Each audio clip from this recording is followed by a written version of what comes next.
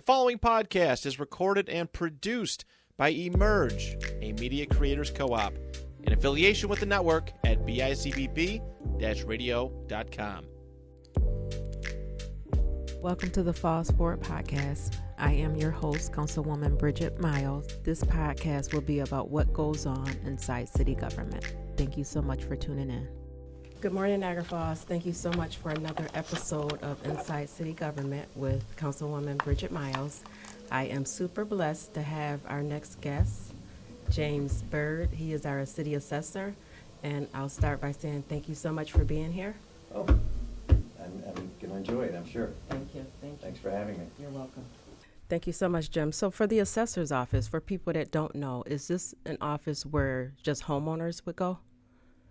Typically homeowners, very seldom we get like a renter that may have a issue, like maybe can't contact the property owner for some reason, but mostly it's just homeowners, anybody that owns a vacant parcel, anybody that owns vacant lots, and there's 22,000 parcels in the city, 22,750 parcels. Again, some of those are vacant, commercial, vacant, residential, and the majority of them obviously are residential properties, but some commercial. But so typically, to answer your question, not just property, real property includes vacant and vacant with structure. So Okay. I mean, you have some people that just own vacant land here with no house, live out of town. Right.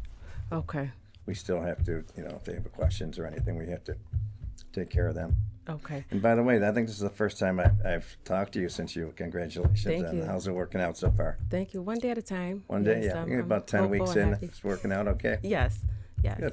Well, And good luck. Thank you. And I kind of want to just give the residents a foundation of what goes on inside City Hall. So I thank you for being here and setting And that if you foundation. back me down. Yeah. Yes. So my next question, how are property values determined?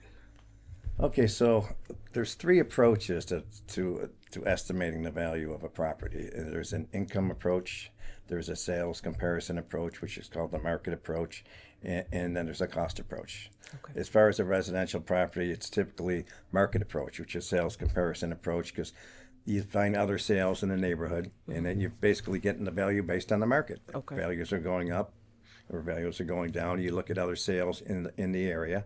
And make adjustments. Say one house has a pool, one doesn't. You try to find similar like houses in the neighborhood, and whatever they've sold for, as long as they were valid sales, not like somebody sold it to their sister or something like that, or an estate sale or something. It was an arm's length sale. Those are the comparables you use. You try to get about 5 comparables, and just to see what the market's doing, and come up with you would make adjustments to that, the subject, what they call the subject property, the house that you're trying to value. Yes. And that's how you do it. Just you're reading the market, basically. That's the sales comparison approach. Income approach is more for commercial properties, like Okay. that. You get a net operating income, and you get a cap rate. And cost approach is more for like new builds, which okay. is not a lot of that in the city. Right. It's tough to use a cost approach for a 100-year-old house, because to try to determine depreciation is difficult. So there's 3 approaches, but typically Okay. the sales comparison approach is as far as residential properties. So that kind of brings me to my next question. With the condition of the city, some areas, I'll say, reassessments, how often are those done, and why are people afraid of those? Well, I think people are afraid of them because they're not educated. They don't really Okay. know. They think, we're doing a reassessment, my taxes are going to go up. But the problem, we haven't done, it's not mandated by the state, so we Okay. don't have to do it. This Assessors Association is trying to put it, have the state mandate it, so every 3 years you try to stay at 100% equalization rate, so your assessment is the same as your market value. Okay. Ours right now, our equalization rate is going to be 36 this year. It's been over 20 years since we've had a reassessment. Okay. Wow. And if I can just continue on it, Yes. why the needs to be done is, like, after 20 years, like you said, some neighborhoods don't appreciate like other neighborhoods. Yes. So I can give you a quick example. So like 20 years ago, when we did a reassessment, we went to 100%. And say you took 2 houses, at that time were both worth $60,000. Say one in LaSalle, one on, I just don't want to pick any, say Pierce and 22nd. They were both worth $60,000, and the owners got their assessment, and okay, that's what it's worth. but now the house in LaSalle is worth 200, and the one on Pierce Avenue is worth maybe 100. So they're both paying taxes on 60,000, but once, so sometimes you get people downtown say, "Oh, my taxes are going up." Actually, their taxes will probably go down. So for all these years, they've been paying a little too much, and they're paying the difference of the guy in another area is not paying. Do you know what I'm saying? So they're kind of getting, and I don't want to pick on any area. I'm just picking two, could be DeVoe, could be, there's, you'd be surprised even some of the areas, some of the prices that we're getting. But So is the rate will be the same, it's just you're paying it on the assessed amount could be 200,000? I mean the tax rate? The tax rate. No, the tax rate will go down. Okay. So like in the town of Niagara, we just did a reassessment, and our equalization rate was 33%. Okay. So if you had a house assessed for $100,000, we were 33%. In a perfect world, it would go to 300, which a lot of them did because they were actually 1/3 of what they should be. The tax rate went from 15 to 5, so the taxes stayed the same. I'm saying, I mean, it's an equal, it comes out. But the problem is some people that were at 100 went to 200. Some people went to 350. So, but it's obviously, like you said, different areas go up at different rates, different neighborhoods, appreciate differently. So, and then if you're improving your home, that's going to improve the neighborhood. So you're just paying that tax on. Well, yeah, people will come in, when you do a reassessment and people get a letter, it's like sticker shock, and they're assessed for 50. All of a sudden it's 150, and they come in and they say, "I haven't done a thing to my house except cut the grass. I've done nothing." It's appreciation. It's it's like the stock market goes up, and it goes down, but the neighborhood appreciates. Houses go up, even though you still may need some updating, but it can still appreciate with no improvements. What can you explain briefly the equalization? The equalization rate? What is that? Yes. So the equalization rate. So when you do a reassessment, you value every property in vacant land, everything, factories, every house, every parcel, and you go to 100%. So that's your new, and it's based on the current market. Okay. So the assessor, every sale comes through our office, so we transmit those sales, 5217, to the state. Okay, they look at our sales, and then typically they'll say, "Wow, we were at 100%. The next year, values are going up a little bit." Well, they determine our equalization rate. Okay. So now they're saying, based on these sales, you're no longer at 100%. You're at 98%. Like when I started here 15 years ago, we were at 94%. Now we're at 36%. Because the values, we transmit those sales to the state, and they look at the sales, and they determine that, wow, this house that's assessed for 100 is now worth 150. So it's an average. But again, when you don't do it for so long, some neighborhoods, it's an average of everybody. We're at 36% now, but some houses are at 20, some are at 60.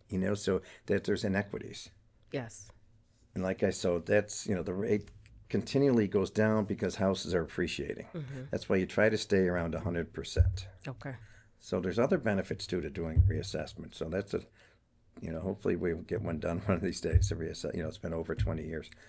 There's only I think Niagara Falls, Wilson, and Wheatfield are the only ones in the town, in Niagara County that haven't done one in probably over 10 years. So it's kind of it's been over 20. It's we're due. Okay. How do you, for that particular reassessment, how you just kind of explain how it would affect homeowners because of the 22,000 parcels, right, commercial or vacant? Can residents or homeowners kind of prepare for it, or is it like a 2 or 3 month It takes process? about 2 years. It's about 2 years. Okay. So you have to hire. It's not anything my staff and me could do. Especially with there's only 3 of us. So town of Amherst uses an outside contractor, and some small towns use an outside contractor. One thing they do, the companies around here, they'll educate. They'll have meetings with or they'll do it online. Not as many meetings these days. Everything's done online, but they'll explain what the process. And again, it's like a 2-year process. Well, the first maybe 6 months, they'll just verify all the data. In other words, if you own a house, they'll send you a letter saying, hey, we have your house as a Cape Cod with 3 bedrooms, 1 bath, with an in-ground pool and a 2-car garage. And you look at it and you might say, hey, I took my garage down. I didn't take out a permit, but so this way we can update it. They very, which is a good thing because then all the data is up to date. Right. And then they'll spend some time verifying all the sales. Like I said, some sales are arm's length, some are not arm's length, some are, like I said, a dollar sale. You just transferred it to your brother or your son or something, or they'll verify all the sales. And then they'll do some modeling for the commercial, for there's what's called modeling. It's pretty statistical the way they do it. And so that's about a year process. And then they'll start running the market documents, bringing up the values. And then then around March of a year and a half, usually they'll start in January. The following March, they'll send all the notices to everybody, and that's when it gets a little dicey when people get the sticker shock, and it'll say, your assessment in 2025 was 50, full market value is 150, your new assessment's 200, and your taxes are going to stay the same. Well, people see that number 200. Oh my gosh, Right.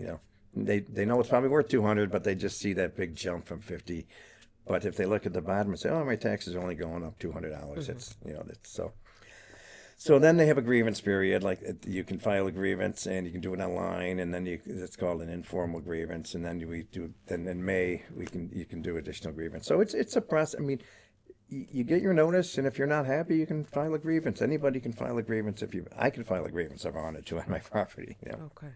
So it's not painful. It's not painful. Yeah. Again, people have to be educated, yes. And we would we would have meetings and we would put it on the website and stuff explaining it, and some towns, some people, they automatically think, my taxes are going up. The city's just doing this to make money. Well, if that was the case, we would have done it a long time ago, right. Because the budget, the levy has to stay the same. We have a little cap that you would have to override, So you keep the levy the same, and it brings the tax rate down.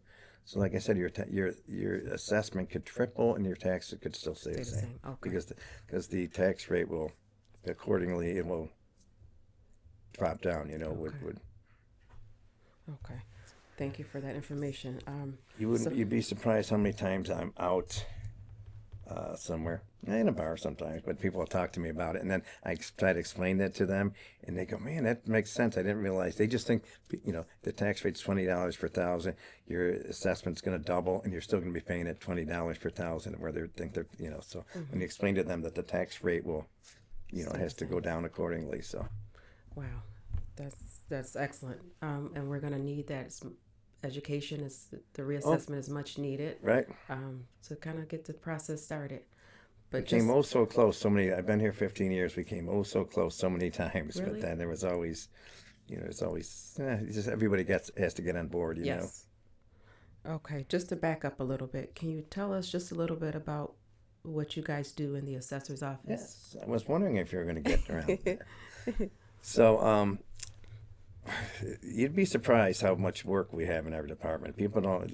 You talk to other assessors that are new, or people that they go, man, I didn't realize we do all this. So we don't just put values on the properties. So every sale that comes through, and we get $1,500 a month. I'm sorry, $1,500 a year, probably $1,500 to $2,000 a year of transfers. Okay. So every one of those transfers has to keep punching into our system. You have to send if that previous owner had an exemption, we have to send removal letters. We have to send star information to the new owners. We have to send stuff to the landlord office, to the water board. So all those have to be keep punch. Every permit that comes out of the code enforcement, we have to look at. So in other words, if somebody's putting a deck, we have to drive by it. Michelle, she's our real property appraiser, drives by. Now, it might be a pool, it might be an addition. You got an addition going on to the hotel here, some commercial properties. So every permit that comes out of there, we look at. Doesn't always mean we're going to add value, but sometimes we do it. We have to, Okay. And even for roofs, and permits for roof, we go by to make sure, because one time, a gentleman took out a permit for a roof, but we'll get there, he put a whole second floor on. Yeah, he put a roof on, but he forgot to tell us that they're putting a second floor on the house too. Right. But, plus all the exemptions. I mean, we have vets exemptions, we have senior exemptions, star exemption, and so that's like an all year. We send the renewal letters out in September. Okay. So one thing about our department, there's no lull. There's never, maybe at the end of August, a little bit of a lull for a couple of weeks, but we're either busy or very busy. We're never not busy. And I'm giving a shout out to the girl. I have an amazing staff. These 3 girls, they get so many. Like I get so many calls or people that'll see me say, "Yo, those 3 girls are amazing." Especially the senior citizens that come in for their exemption. They go, "They're so nice," and they That's seem like awesome. they like the city. They Yeah. like each other, and they like coming to work, which is important. That Yeah. makes So a we huge always I difference. always get. Maybe I've had maybe one instance in 15 years where somebody was out of line that said something that but most, I mean, 99.9, yeah, they get a lot of kudos. Those girls, they make me look good. Duh. It's right on the job description. You have to make the assessor look good. Well, that helps out a lot when you're passionate about what Yeah, you do, and they seem like they, like I said, they enjoy their job. that's awesome. Thank you so much. So I want to ask you one more question. For a new homeowner, purchase a home, as far as like the taxes, when are they due? Is it like a schedule that they? We send it with, so when we every sale, like I said, that comes through, Carolyn gets a 5217 and sends the new owner a sales verification. Okay. And like I said, the company that does the reassessment sends something. We send something just like that, saying, "Hey, we have your house down. It's a ranch house, 1,500 square feet, with a finished basement or air conditioning." So we send that. Then we also send the number for the state to register for the star exemption too. And we also send in the schedule of when sometimes they have a mortgage, so it's paid right through their mortgage. But if it's paid, they pay cash. We just send a letter stating when the county tax comes out, February, school tax January, and then August is school tax in August, city tax in January. Okay. What is So the we star? send the schedule to them when they purchase a house. Okay, so they'll get that automatically. What about the STAR program? What is that? Well, the STAR program, it stands for School Tax Relief. Okay. And I think it's been out maybe since the 80s. And it's the state's way of kind of helping people that are own properties, because school taxes are always kind of high. So you have a basic STAR when you buy a house, as long as up until you're 65. You can get the basic STAR. And here it takes off $300 or $400 off of your school tax. Okay. Anybody that bought a house after March 1st of 2015 is on the STAR credit. It's no longer a reduction right off your school tax. It's an actual check. It's called the STAR credit. You get a check right before your school tax comes out. Okay. Which ours comes out August 1st. Don't get a check. It's the same amount. It's just I don't know why the state does it that way. It makes it a little easier for us. But and then when you turn 65, you can get the enhanced STAR. You get a little bit more money, because you figure people that are late 60s, their kids are no longer in school. So hey, why am I paying school tax? My kids have been out of school for 20 years. Right. So it's just a way to alleviate some of the tax. Okay. Awesome. For 2026, in the assessor's office, do you have any? I know you guys are super busy. Do We're you have- busy. Yes. Do we have any goals? Yes, for 2026. No, we just keep doing what we're doing. Just keep the property owners happy, and Yes. they seem like we take care of them. We're always one thing about my department. The phone rings when I'm in my office. Never rings more than twice. Somebody picks it up. I mean, they're really like it. Very seldom goes to voicemail unless somebody's downstairs. Has an appointment downstairs, and maybe somebody's at lunch or somebody's already on the phone. Right. And then I'll pick it up. But typically. We give pretty good service to because a lot of it's older people, that Yes. have questions, and it is a lot of times new homeowners and never owned that, so they have questions, and but that's all. Just keep doing what we're doing. I think it's run pretty well. Not because of me, because of my staff. They're Well, you too. In spite of me, no. No, you too. Okay, I'm sorry. One more. So That's all right. if someone is looking up a property online under the OR system, You go to you can type in. You can either go to the Niagara County Real Property, and Okay. it'll say Property Search, and up at the top it's got every town in the county. You can go to any, if you want to look at a house in Lewiston, as long as you know the address or the owner's name. Okay. But yeah, City of Niagara Falls Prosgar, Prosgar, Okay. and it'll bring, or the city website. If you go to the Assessor's Department, Yes. and it'll say Property Search, and it brings you to the Prosgar. The data there is maybe a month behind, because Michelle will update that once a month or so. They'll bring, because it's an outside contractor that runs that site, so they take our information and they put it into their website. But it's really handy because it'll have the sale price, the owner, and some towns don't put the owner in there because they don't think that's relevant. It's just the address but there's tax information on there also. But it's Niagara Falls Pros Gar. Okay, thank you. Do you have any final statements or? No, I'm glad you're doing this. This is great Thank you. that people can learn. Even some people learned about assessment. I don't know how well I explained it, but hopefully some people will. If they have any questions, 286-4380. They can call our office if they have any questions about anything. Thank you so much to you and your team for all that you're doing. Thank you. It's good to see that you're still here. I've gotten older, but you look amazing. Oh, please. Please. Thank I you so appreciate much. that. You're welcome. Thank you.